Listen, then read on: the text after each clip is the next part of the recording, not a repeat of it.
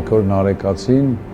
10-րդ դարում գրել է մի ստեղծագործություն, որը որ համայն մարդկության անունից մի աղոթք է առ Աստված բարձրացրել, եւ դա արել է այնպիսի քնարական, այնպիսի բարձրագույն պրոֆեսիոնալ մակարդակով, եւ երբ ծանոթանում ես նրա բովանդակությանը, հասկանում ես, որ չնայած որ Մատյան ողբերգությանը չունի որևէ սյուժետ, չունի որևէ դասական գրական առումով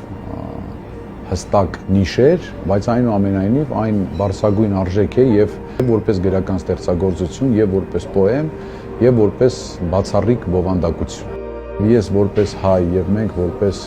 հայ ժողովուրդ հպարտ ենք եւ պետք է դարերով շարունակել ավելի հպարտանանք, որ դա հենց մեր ազգի ներկայացուցչի աշխատանքն է եւ գրված է հենց մեր գրաբար հայերեն լեզվով։ Եվ մենք ունենք շատ եզակի հնարավորություն կարդալ այն իր օրիգինալ լեզվով, ինչպես որ գրված է եղել։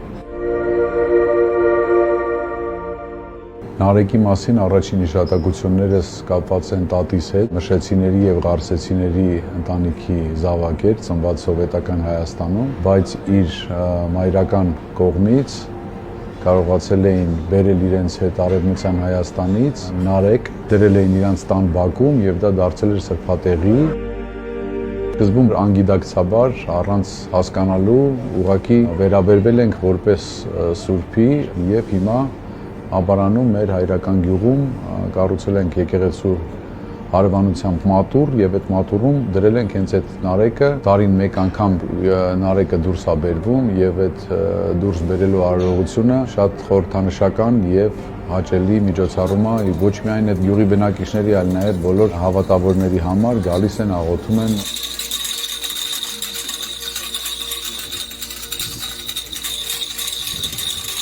Դա է եղել իմ առաջին տպավորությունը, որը որ հիմա արդեն ընթացքում ուսումնասիրել, հասկացել, կարդացել եմ գրաբարով, կարդացել եմ բարձրաձայն եւ մինչեւ հիմա իմ գլխավոր աղոթքը, որով ես իմ օրս վերջացնում եմ, դա Մատյան ողբերգության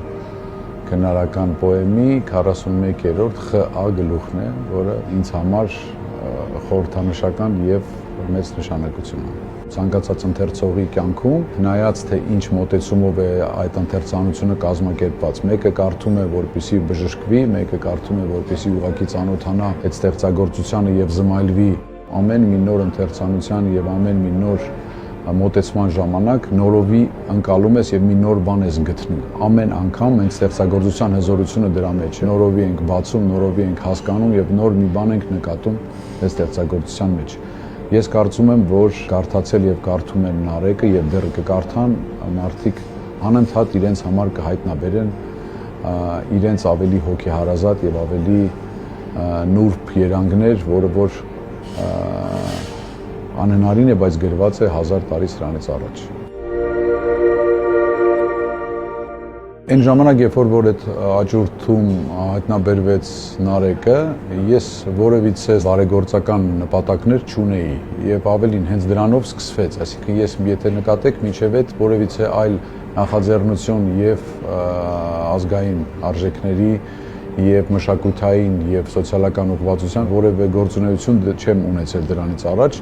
եւ դա հենց առիթ հանդիսացավ, որ ուղղակի փրկելու առումով, որտեղ մոտարապես հասկանալի է, որ մարդիկ են, որոնք որ էլի սերնդեսերունդ իրենց փոխանցված Նարեկներ կան, շատերը նրանցից ունենում են տարբեր խնդիրներ եւ այդ խնդիրների համատեքստում մարդիկ վաճառում են Նարեկը եւ պարզ չի թե այդ վաճառելու արդյունքում ինչ ձեռքերում այն կարող է հայտնվել, մարդիկ ճարահացյալ վաճառել են, բայց գուցե բարին դա է, որովհետև դրա արդյունքում այն հայտնվում է Մատենադարանում, որը մեր բոլոր գոհարների հավաքատեղին է պատմության եւ ժամանակի։